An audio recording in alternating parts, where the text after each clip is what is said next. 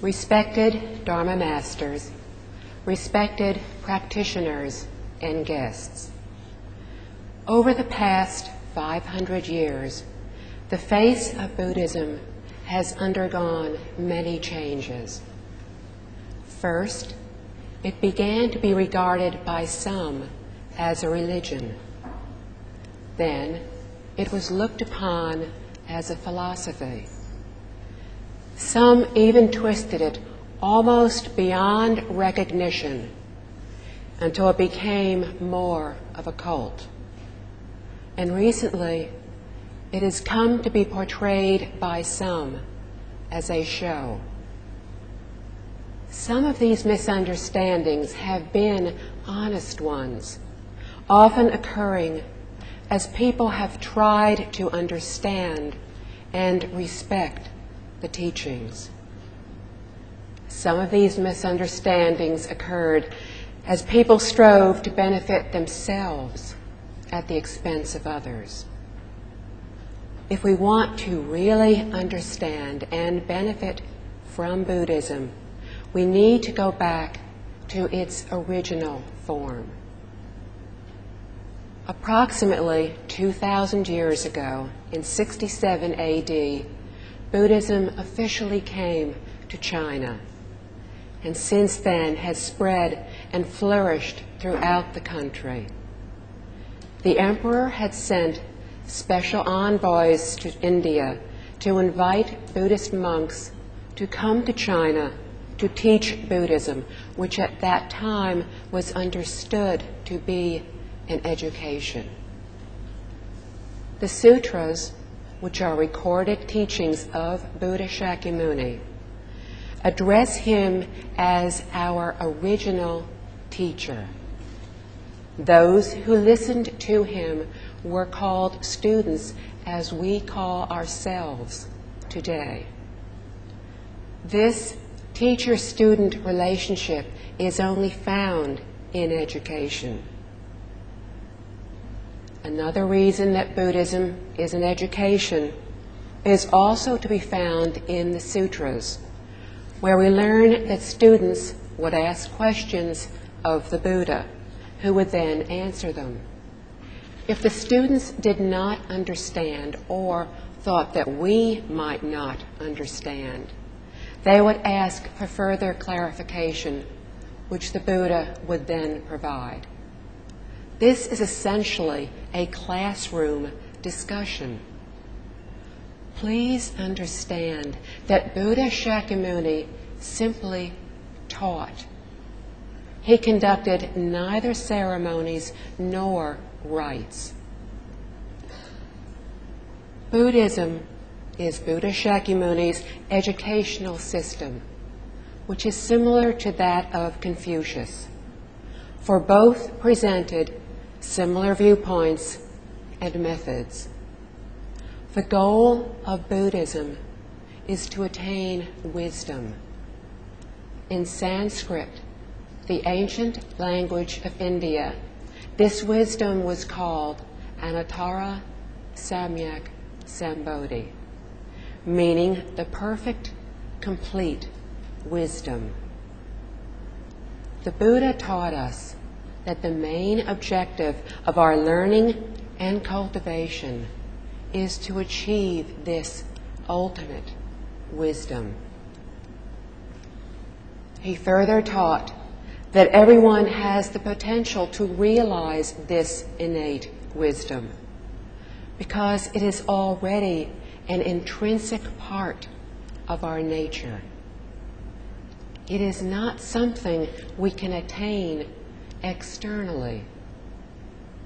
However, most of us have become confused through general misconceptions and therefore are unable to realize this potential.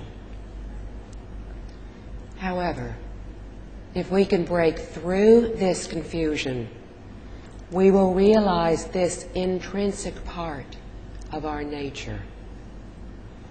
Thus, as we can see, Buddhism is an educational system.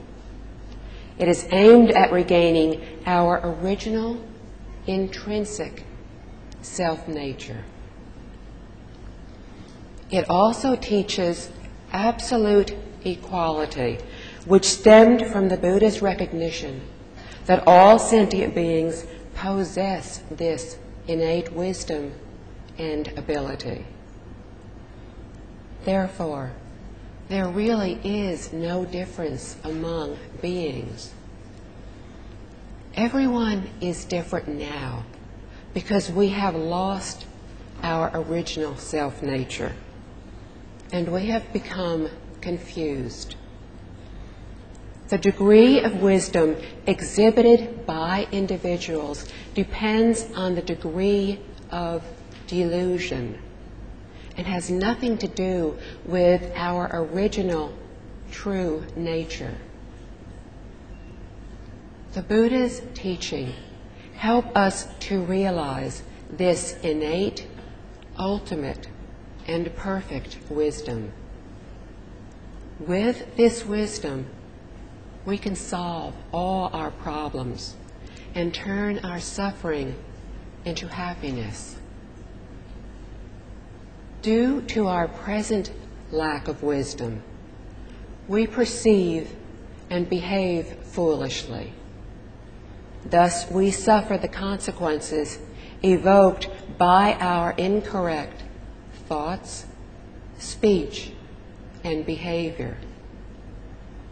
If we have wisdom, our thoughts, speech, and behavior will be correct. How then can we suffer when there are no ill consequences to suffer from? Of course we will be happy. From here, we can see that suffering is caused by our delusion, by our current state of confusion. And the source of happiness is our own realization of wisdom. The Buddha's educational system can also be witnessed in today's lecture halls, in which we can see many teaching aids. When we first enter the hall or classroom, we see the image of a Buddha, which symbolizes our original self-nature. We may see a container of water on the Buddha table. The clear water symbolizes the principle that our minds need to be as pure as that water, to be void of greed, anger, ignorance, and arrogance. It is calm, without a single ripple, indicating that we interact with people and matters with a serene, non-discriminating mind of equality. Furthermore, it is pure and calm, reflecting clearly and thoroughly, just as we would see everything in a mirror. Offerings of flowers symbolize the cause as the blossoms result in the bearing of fruit, reminding us that there are consequences to our every thought, word, and action. Lamps or candles symbolize wisdom and brightness, illuminating the darkness of our current ignorance. The images of lotus flowers symbolize transcending the 10 realms of existence. First, it rises through the mud at the bottom of the pond, which symbolizes the 6 realms of birth and death. Then it rises through the water, which symbolizes the 4 sage realms. Finally, it breaks through the surface of the water, completely transcending the 10 realms, reaching the one true Dharma realm, the stage of ultimate enlightenment. The lotus flower teaches us that although we do live in this world, we should not become polluted by our surroundings. The lotus flower above the water symbolizes that one day all beings, from those in the hell realms to those who are bodhisattvas, will all become Buddhas. Buddhas are beings with this perfect, complete enlightenment. The Buddha realm exceeds the 10 realms, and to become a Buddha is the ultimate goal of our teaching, as well as to transcend the 10 realms.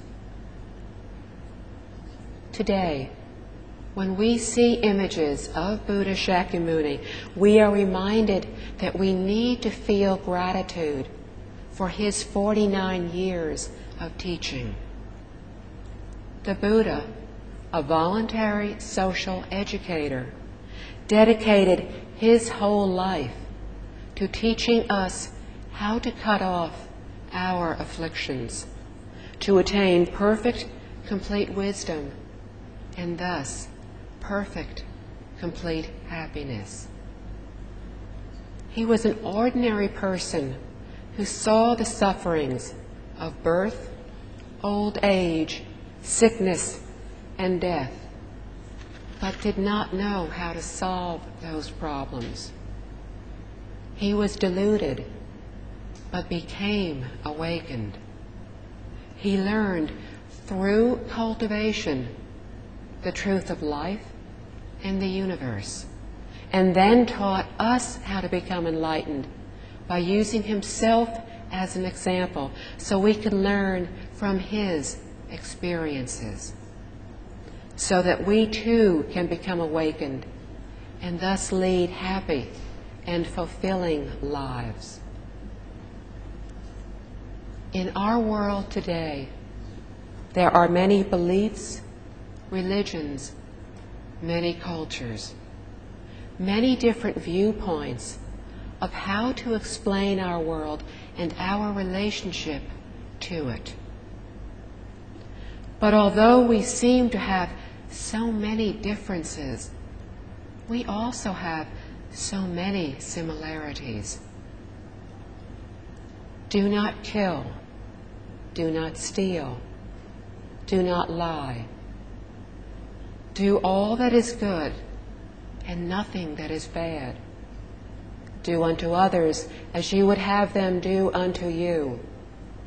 Remember the kindness of others and repay that kindness with gratitude.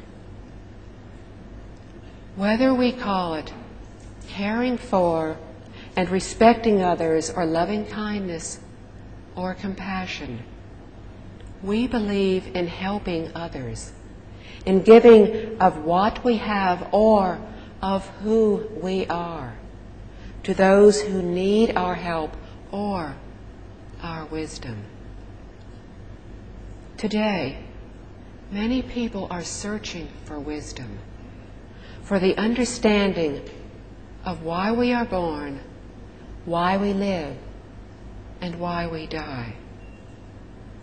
We are compelled by conflicting emotions. We are compelled by logic. When we hear of other beliefs, our feelings range from fear to curiosity, from surprise to fascination, from suspicion to cooperation. Everywhere we look, we see societies with diverse cultures, societies with many differences, societies that often emphasize these differences. Today, many people look outside of themselves to these differences, believing that they are the reason why so many are so unhappy. But the reason lies within us. As human beings, we undergo the sufferings of birth, old age, sickness, and death. We suffer hardships, do not attain what we seek, are parted from those we love, and often find ourselves in the presence of those whom we resent or even hate. The failure of people to understand the real cause of their unhappiness increases this very unhappiness, this very suffering. We all know people who regularly have to take tranquilizers to even be able to fall asleep. Why? They feel their lives are out of control. They wish to control other people to possess more things. 50 years ago, people had time to appreciate nature, time to study the works of wise people. Today, we have no time for nature, no time for contemplation. Our lives are much more comfortable than our predecessors, but we have no spiritual life. So we search for excitement and take pills to paralyze our feelings, to cover our inability to cope with life. How can we fix this? Reduce our time at work, at play. With purity of mind, we will need less.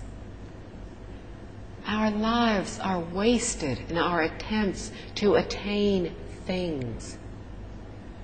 We brought nothing into this world. We will take nothing when we leave it. What we need is a simple manner of living.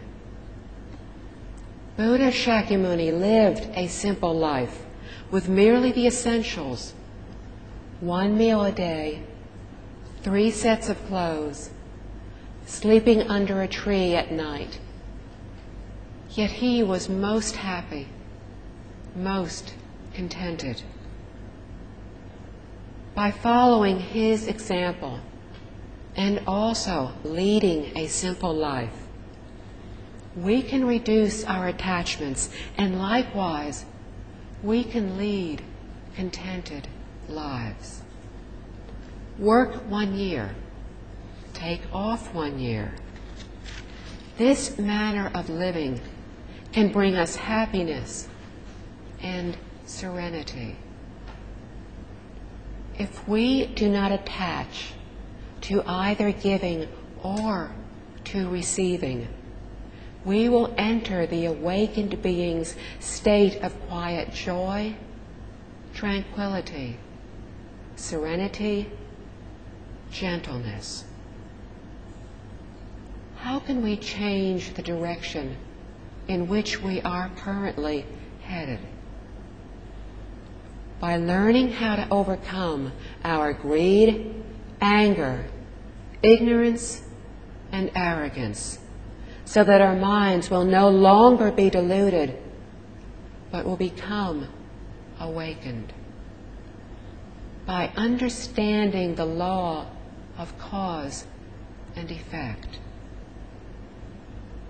It has been said that bodhisattvas, who are beings who help others to reach realization after achieving their own, fear causes, while sentient beings fear affects.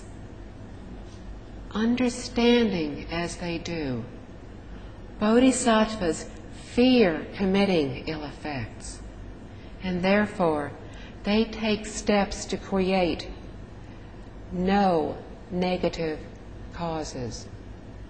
In so doing, they eradicate the debts, the karmic obstacles that have been generated from their previous wrongdoings, as well as accumulating perfect merits and virtues until they reach the state of Buddhahood. Whether worldly Dhamma, which includes things, events, phenomena, everything, or the Buddha Dharma, which is the teaching of the Buddhas, nothing is beyond the law of cause and effect. It is said that everything is empty and unreal, an eternally impermanent element. But the law of cause and effect is unchangeable and real, an eternally permanent element. Both cause and effect are related closely as they coexist mutually. A causal action becomes a consequential effect, and this in turn gives rise to another causal action. From this endless cycle, we can see that a particular causal action is not fixed. Neither is a single effect the only effect. The combination of cause and effect creates a vicious cycle, the cycle of reincarnation. A bodhisattva is an awakened, understanding being and is therefore well aware that every causal action produces an effect. Because of this, they are very cautious in their every thought, word, and action, fearful that a causal action will become a negative karmic effect in the future. For they will certainly have to personally bear the consequences. Unlike bodhisattvas, we sentient beings do not understand the principles and the realities of life. The little knowledge we have is limited and vague. Consequently, we carelessly commit causal actions and do not understand when the effects occur later why they happened. It is then too late for us to regret. And for most of us, not only do we not feel remorse, but we also blame others for our misfortune. This in turn creates more bad effects. Cause and effect is constantly being played out all around us. If we are unable to connect the occurrences, it is because we are not mindful. Rather, we are rash and careless, not yet truly understanding. Regardless of the method we practice, the method of practicing Buddha name recitation while seeking birth into the Western Pure Land adheres to the law of cause and effect. For our own sake, we do not want to create any more bad deeds or causes, to only cultivate kind deeds, which is what ancient masters, sages, and the patriarchs tried so hard to encourage us to do. The Pure Land method allows us to carry our existing karma to the Western Pure Land. However, it is crucial that we understand that existing karma refers to the old, not to the new. This new existing karma, which is created in the present, cannot be brought to the Pure Land. Actually, this new karma will be one of the impediments obstructing us from being born into the Pure Land. Carrying over our old existing karma means carrying over the negative karma that was created before we began to learn and practice Buddhism. With this understanding, we must make the resolve to not create any more negative karma. Only then can we become totally liberated. It would be wrong to think that we can still be born into the Pure Land, even if we continue to do bad deeds, that chanting alone will be enough. It has been said that out of 10,000 people who practice the Buddha name recitation method, only a handful will be born into the Pure Land. The remaining 9,995 could not obtain birth into the Pure Land. Why? They did not stop creating negative karma in this present lifetime. In the end, regardless of all their chanting, they were unable to obtain birth into the Pure Land. They still bore their consequences in the 6 realms of reincarnation. It is crucial that we understand this.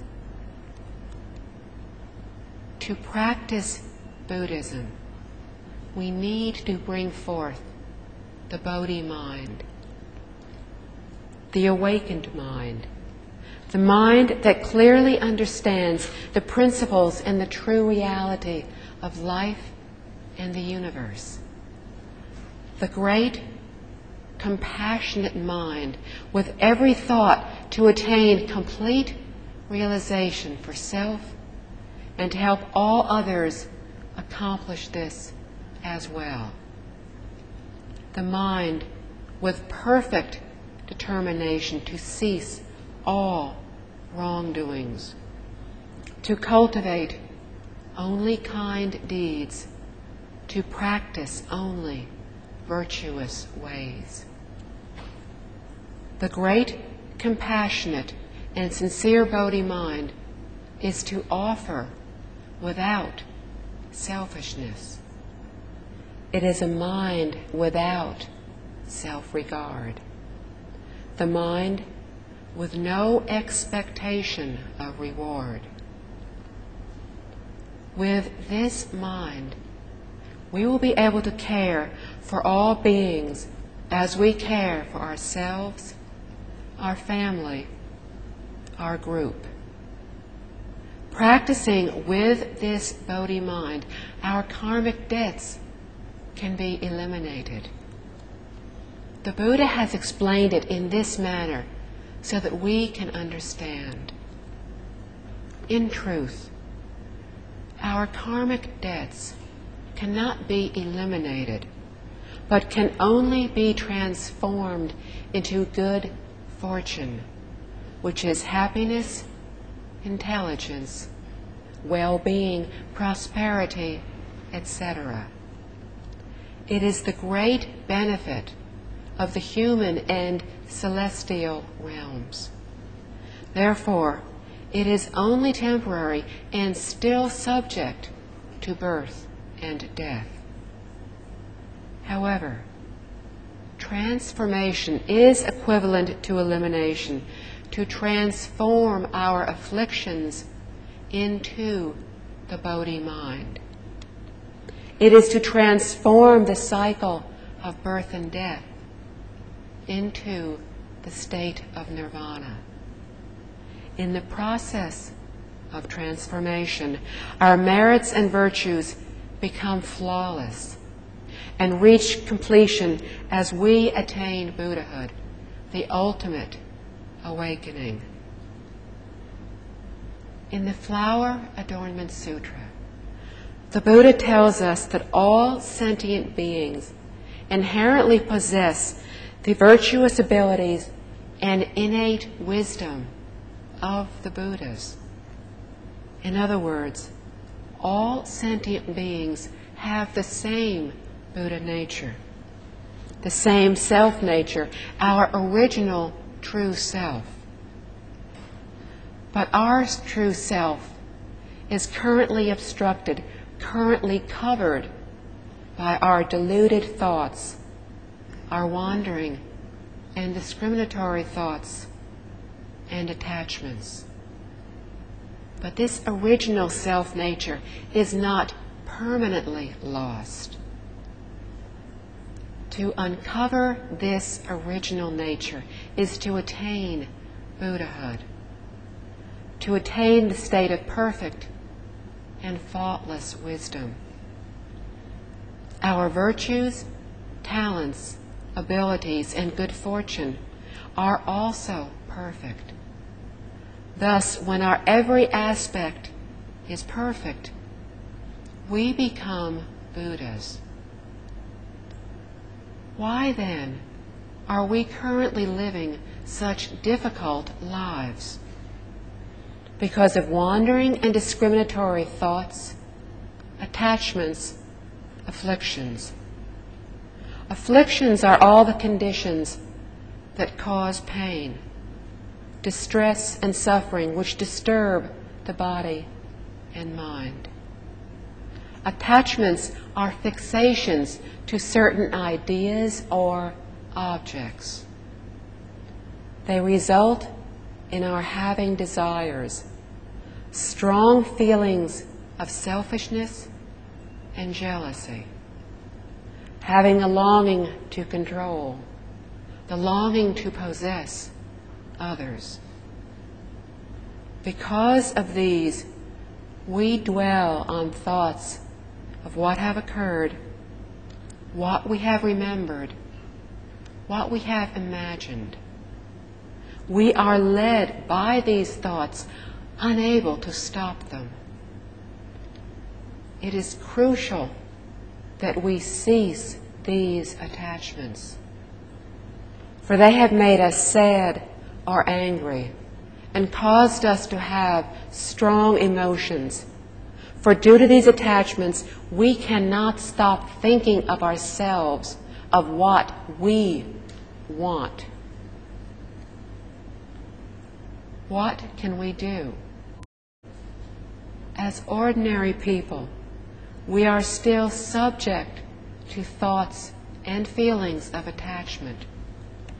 So as soon as these thoughts arise, immediately replace them with the thought of Amitabha. As soon as the next thought arises, replace it also with the thought of Amitabha. In this way, we can practice anytime, anywhere. The Buddha taught us that the universe is generated from our wandering and discriminatory thoughts, is created from our attachments. These obstacles represent false beliefs and wrong viewpoints and have created the 41 Dharma Body Bodhisattva stages of enlightenment. Why are there so many different levels? They manifest from our different degrees of ignorance and wandering thoughts. Where do the 10 Dharma realms arise from? They appear due to the lack of equality from our discriminatory thoughts. When we harbor one single discriminatory thought against others, the 10 Dharma realms will then appear. The highest of these are the 4 sage realms of sound hearer, Pratyeka Buddha, Bodhisattva, and Buddha. When we cling to attachments, the 6 realms of reincarnation of the heavens, Asuras, humans, hungry ghosts, animals, and hells will appear. And as our attachments increase, the three bad realms will appear. Finally, when our attachments are the most tenacious and severe, the hell realms will appear.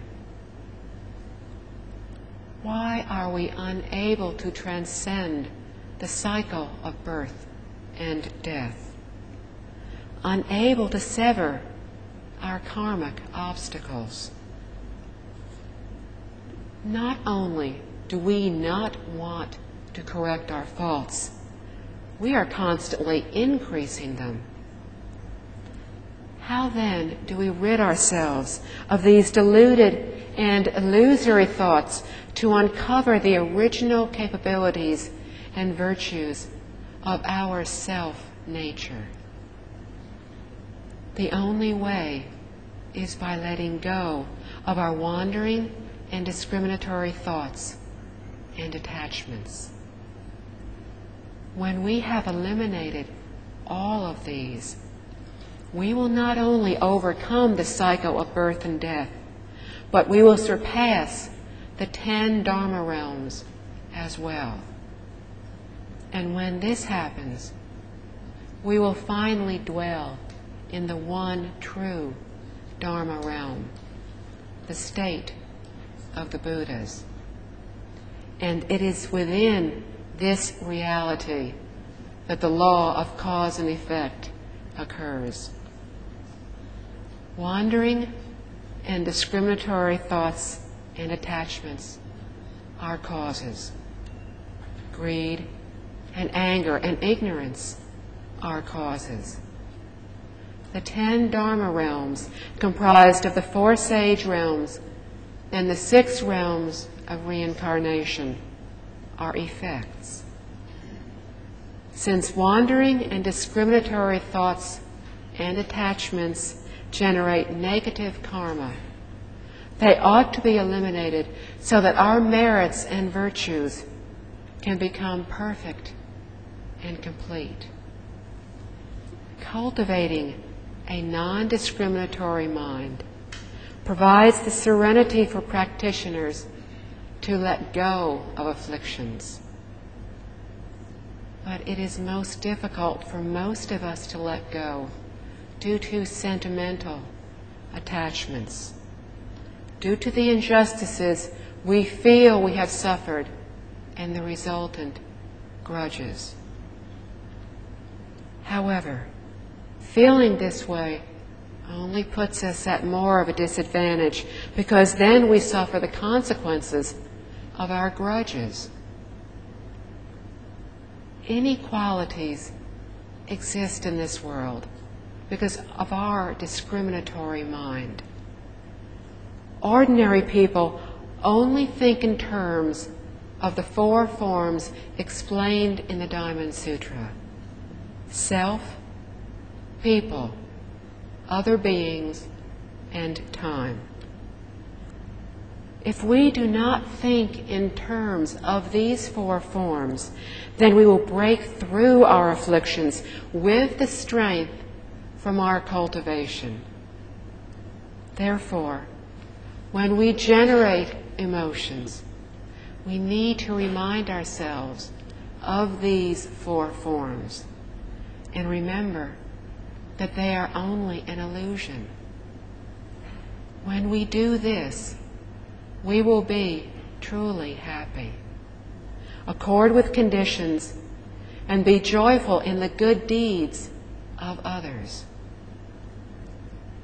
The accumulation of merits depends upon our cultivation. What is this cultivation?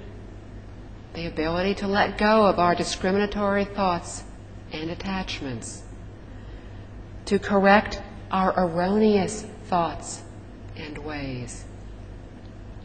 What are virtues? Virtues arise from having accomplished deep concentration, wisdom, and the one true Dharma realm. It is therefore important to understand the meaning of merits and virtues. For the attainment of beneficial merits and virtues is the perfect attainment of Buddhahood. The merits and virtues bestowed upon the highest levels of bodhisattvas are not yet perfect. Why? Because they have chosen not to break through the last remaining degree of ignorance. They have not relinquished the thinnest shred, the last degree of wandering thoughts. And this is why their merits and virtues are not quite perfect. Upon breaking through this last degree of illusion, of ignorance, their merits and virtues will be the perfect completeness which manifests the attainment of Buddhahood. Sentient beings commit wrongdoings due to deluded minds and deviated viewpoints. When interacting with people, matters, and affairs, we usually act from greed, anger, ignorance, from selfishness, from the wish to control our surroundings. Therefore, to go along with our true nature, we need to give up trying to control and dominate others. We need to replace thoughts of ourselves with thoughts of all others. Then our purity of mind will increase and our afflictions will decrease. If we achieve this state of mind, then we should help others to achieve it as well. But as long as we still have these thoughts of greed, anger, and arrogance, the wish to control others, we will still have the causes that generate our birth into the three bad realms of animals, hungry ghosts, and hells. Why are we born into the animal realms? Ignorance. Greed is the cause of our being born into the hungry ghost realm, and anger is the cause of our being born into the hells. There is no way to avoid the effects of negative karma once the wrongdoing has been committed. We ourselves have to bear the consequences, the retribution arising from our misdeeds. No person, God, or Buddha can bear the consequences for us. They have neither the authority nor the power to do so. The reality is that we alone will suffer the consequences for our actions. To hope otherwise is like trying to run away from our own shadow. In doing so, we will simply perpetrate more wrongdoings. There are many instances evidencing this phenomena. Take the example of an ignorant person who, having done a small deed, thinks that they should immediately obtain good fortune. This is simply wishful thinking. It is true that we will receive good fortune after having done good deeds. However, such good fortune may not show itself immediately. Why? Because our transgressions are too heavy to be compensated by just one small virtuous deed. Not understanding this, when things do not go well, we begin to doubt the teachings and question why the Buddha's words are not true. Why do I do good deeds and receive misfortune, while others do bad deeds and receive good fortune?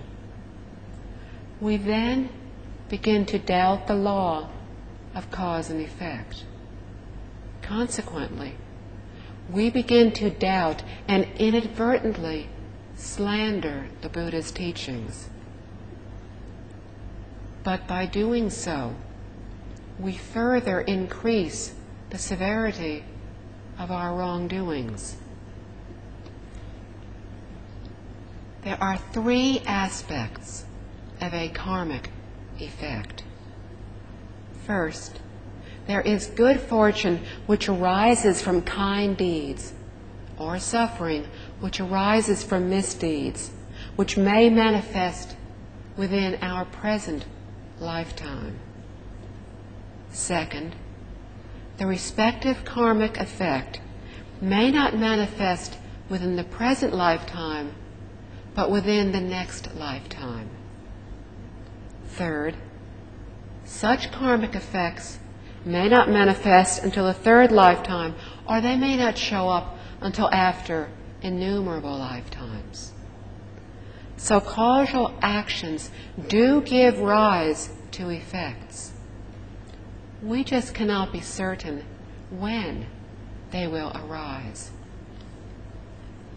Under what circumstances would these causal effects take place? Good or bad karmic effects can only be brought about by the existence of a catalytic condition or circumstance. If the appropriate condition matures in our current lifetime, the respective karmic effect will manifest in the current lifetime. Hence, the first aspect of a karmic effect. Similarly, should the catalytic condition mature in our next lifetime, the karmic effect will manifest itself in that lifetime. Finally, should the condition fail to arise after numerous lifetimes, the karmic cause can never be eradicated. Perhaps after the passing of innumerable lifetimes, the catalytic condition may finally arise, and then the karmic effect will manifest itself. Take, for example, a story told in the Lotus Sutra. An old man had requested of the Buddha to become a monk. For this to happen, one needed to have good roots, good fortune, virtues, and the right conditions. At that time, all those who became monks under Buddha Shakyamuni had achieved attainment. Buddha Shakyamuni tested his students' ability by asking them to decide whether he should accept the old man as a monk. All the students were arhats, and thus they were capable of knowing an individual's past 500 lifetimes. They doomed the old man as a prospect because they felt within those 500 lifetimes he had not planted the cause. But Buddha Shakyamuni told them that infinite lifetimes ago, the old man had been a wood chopper. One day, in the mountains, he ran into a tiger, and to escape, he ran up a tree and called out, "Homage to the Buddha." With only those few words, he planted his good causes. When he met with Buddha Shakyamuni, after innumerable eons, those causes came into effect. The conditions had finally matured. Buddha Shakyamuni therefore accepted the man as a monk, and he later became an arhat. This is an example of a karmic effect which manifested itself after innumerable lifetimes.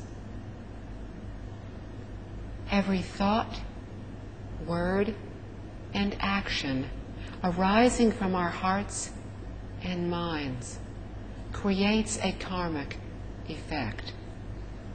We reap what we sow. By planting good causes, we reap good consequences. By planting bad causes, we reap bad consequences. Even Buddhas and Bodhisattvas cannot alter this reality. The respective karmic effect will manifest itself only when the relevant condition matures.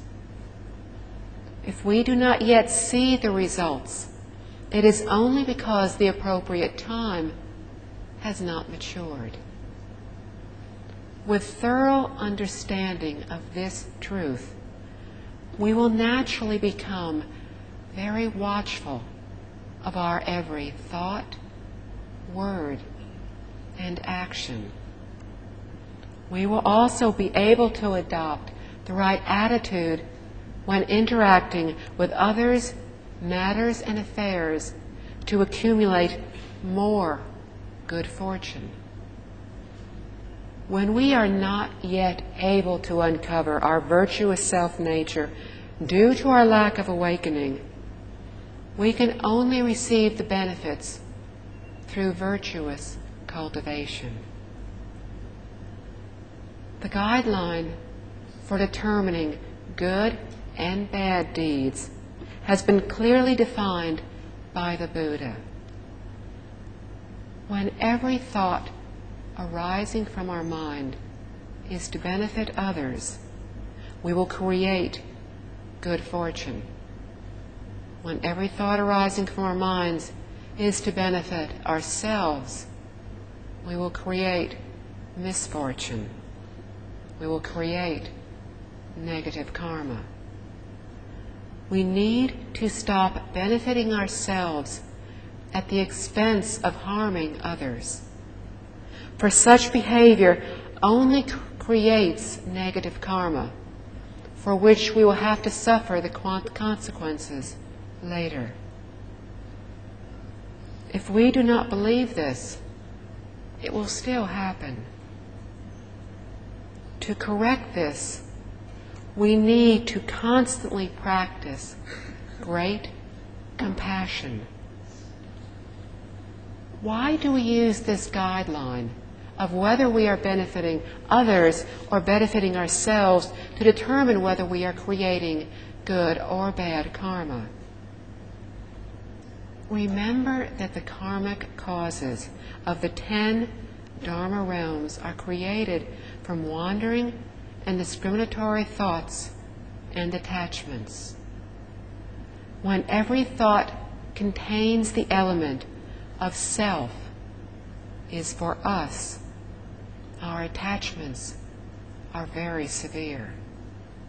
Consequently, we are still lost in the cycle of birth and death, still mired in the 10 realms of existence. Thus, it is negative karma when every rising thought is only for us, our family, our group, our country.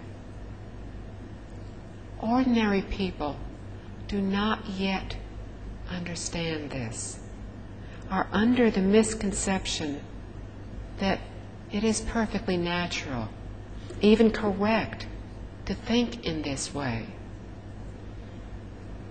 They do not yet realize that such views are totally contrary to what the Buddha taught. Unlike the Buddha, we are unable to perceive clearly, and thus we always see things in a false light. The Buddha, knowing and understanding all, sees everything clearly, speaks only the truth. Each and every thought is a karmic act. If a cause arises from wisdom, so then will the effect. If a cause arises from ignorance, so then will the effect. Unfortunately, we plant causes mainly due to our ignorance. And this is why we have created innumerable transgressions in our past lifetimes. Most of the time, our bad deeds outnumber our good ones. If our good deeds had exceeded the bad ones, we would have already transcended the 6 realms of reincarnation. As long as we remain in this cycle, we will undoubtedly commit more bad than good deeds. Thus, we ought to be very cautious, very mindful. However, the Buddha tells us that our karma is not fixed, that it can be transformed. Since everything arises from our minds, karma also arises from our minds. Since our wrongdoings are created from our minds, then they can also be transformed by our minds. Once we have attained purity of mind, our karma can be transformed, will be eradicated. Often, we fail to understand the full impact of the Buddha's words. This is due to our confused minds and deviated viewpoints. We have read in the sutras that awakened beings, such as arhats and bodhisattvas, will be terrified after listening to the words of the Buddha. They tell us that an arhat will sweat blood when they remember the unimaginable sufferings of the Avicii hell, the lowest of the hell realms. Thus, they are far more vigilant than we are. Since we are not yet capable of knowing our past lives, we do not know, we do not remember any of this. But we too have been in the hell realms before. And as long as we are still mired in the cycle of birth and death, we will go there again and often. The time spent in the hell realms is comprised of infinite eons, while the time spent in the heaven realms is a relatively short 80,000 great eons.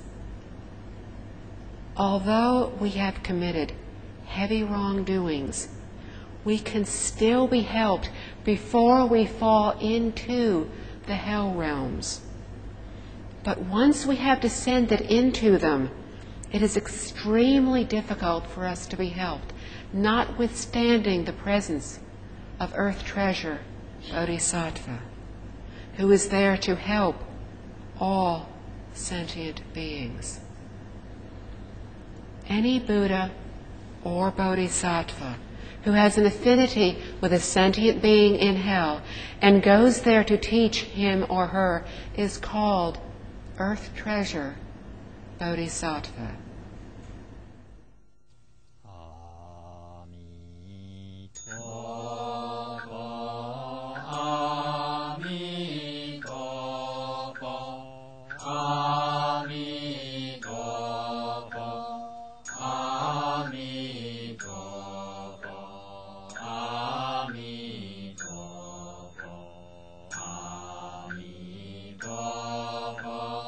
Amen.